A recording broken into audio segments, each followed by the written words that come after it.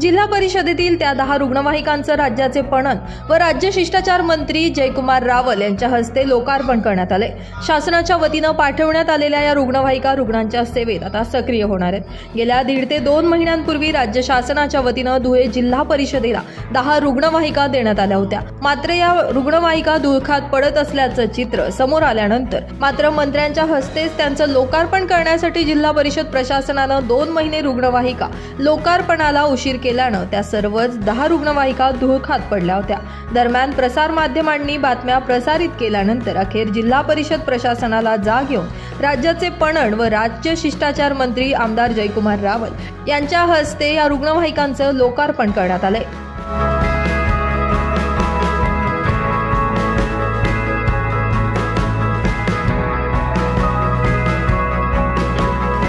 में असे इतके उद्योग आलेले, नरडाणा MIDC सुद्धा खचाखच भरलेली, शिरपूरमध्ये सुद्धा औद्योगिक क्षेत्र वाढलेलं आहे। आमच्या साखरीमध्ये आम्हाला पुढच्या काळामध्ये सोलरचं हब म्हणून भारतामध्ये, महाराष्ट्रामध्ये सोलरचं हब म्हणून हा साखरी जिल्हा आलेला आहे। आणि आपल्याकडे आता 18,000 कोटी रुपयाच्या माध्यमातून जी मनमाड इंदोर रेल्वे, जे आपलं सगळ्यांचं स्वप्न होतं, मागच्या काळामध्ये बाबांनी प्रयत्न करून तो सगळा आता पुढे चालायला लागला। आत्ताचे खासदार काही आपल्या पद्धतीने प्रयत्न करतातच आहे आणि मग आपण सगळे मिळून आपल्या धुळे जिल्ह्याला पुढे नेण्याचा संकल्प आपण करूया। पहिले तर महाराष्ट्राच्या मंत्रिमंडळामध्ये आमचा आवाज झाला पाहिजे, कोणीतरी आमची भूमिका मांडलं पाहिजे, असं आपली सातत्याने मागणी असायची। परंतु भारतीय जनता पार्टीचं आणि देवेंद्र फडणवीस यांचं सरकार आलं तर धुळे जिल्ह्याला न्याय मिळतो असं मला स्वतः सांगता येईल, कारण 2 वेळा ते मुख्यमंत्री झाले आणि 2ही वेळा आपला प्रतिनिधी म्हणून ही संधी आपल्याला मिळाली। आणि आपल्या जिल्ह्यामध्ये सुद्धा ज्या प्रकारचं आनंदाचं उत्साहाचं वातावरण आहे, तो मी मंत्री म्हणल्या झाल्यामुळे नाही, तर आपल्या धुळे जिल्ह्याचा एक कार्यकर्ता त्याला महाराष्ट्राच्या मंत्रिमंडळामध्ये संधी मिळाली, ही आनंद आपल्या सगळ्यांच्या मनामध्ये। कितीतरी फोन, कितीतरी प्रार्थना, म्हणजे आमचं ते 15-20 दिवस हे सगळं चाललं, तर अक्षरशः मला त्यांनी सांगितलं की मंत्री बनत नाही तोपर्यंत येऊ नका। अरे म्हटलं, मतदारसंघात आपल्या हातात आहे का येणं नाही येणं, पण बनलेच पाहिजे आपण, तुम्ही प्रयत्न करा म्हटलं। आम्ही सगळे आमदार जातो आणि आपले 5ही आमदार ते आम्ही एकत्रित गेलो।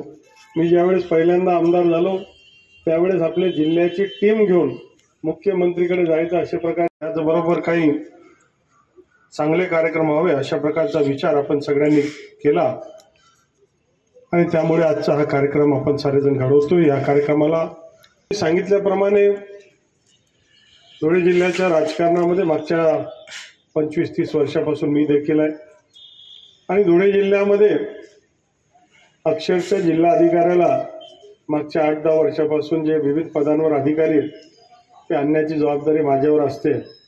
तर त्या जिल्हा अधिकारी असतील, CO असेल, SP असेल, अक्षरशः त्यांना विनवण्या करावं लागायच्या की तुमची बदली झाली आणि ते मुंबईत थांबायचे आणि सांगायचे आम्हाला दुसरी कुठे बदली करता येईल का। आम्ही त्यांना ताज ऑगरायला चहा पाजायचो आणि सांगायचो आमच्यातर्फे चहा पिऊन आपण या। काही तशा प्रकारचं इमेज आमचं तसं नाही आहे, परंतु एक प्रकारचं थोडंसं नेगेटिव्ह थोडंसं इमेज हा करण्याचा काही काळामध्ये प्रयत्नही झाला आणि त्याच्यासाठी अनेक घटक देखील जबाबदार आहेत। पण काळाच्या ओघामध्ये धुळे जिल्ह्यासारखा प्रगतिशील जिल्हा हा दुसरा कुठला नाही, अशा प्रकारची चर्चा पुढच्या काळामध्ये होणार आहे। सातत्याने इथे असलेले लोकप्रतिनिधी, अगदी खासदार, आमदार पासून तर जिल्हा परिषद सदस्य पासून तर सरपंचपर्यंत सर्वच काम करणारे कार्यकर्ते, जागृत कार्यकर्ते, कृषी उत्पन्न बाजार समिती असेल, पंचायत समिती असेल, खरेदी विक्री संघ असेल, या साऱ्यांशी माझा संबंध आलेला आहे आणि जवळून मी सगळ्यांबरोबर काम केलंय। मला आठवतं की 15-20 वर्षापूर्वी ज्यावेळेस मी विरोधी पक्षाचा आमदार होतो आणि मला अध्यक्ष बसवायचा होता, त्यापूर्वी सगळं झालेलं नाट्यमय घटनाक्रम आपण सगळ्यांनी पाहिला आणि म्हणून जिल्ह्याचा खळाखळा आम्ही ओळखतो, लोकही कार्यकर्ते ओळखतो आणि मोठी टीम या धुळे जिल्ह्यामध्ये आहे जे सकारात्मक विचार करतात।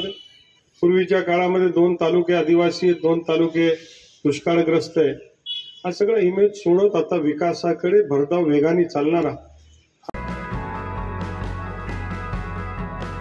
यावेळी खासदार डॉक्टर शोभा बच्छाव, आमदार अनुप अग्रवाल, जिल्हाधिकारी जितेंद्र पापळकर, जिल्हा परिषद मुख्य कार्यकारी अधिकारी विशाल नरवाडे, नंदुरबारचे खासदार ॲडव्होकेट गोवाल पाडवी, जिल्हा परिषद अध्यक्षा धरती देवरे, उपाध्यक्ष देवेंद्र पाटील, जिल्हा परिषद आरोग्य अधिकारी डॉक्टर सचिन बोडके यांच्यासह जिल्हा परिषदेचे पदाधिकारी व विविध राजकीय पदाधिकारी, अधिकारी आदी मोठ्या संख्येने उपस्थित होते. ब्युरो रिपोर्ट, माझा महाराष्ट्र न्यूज, धुळे.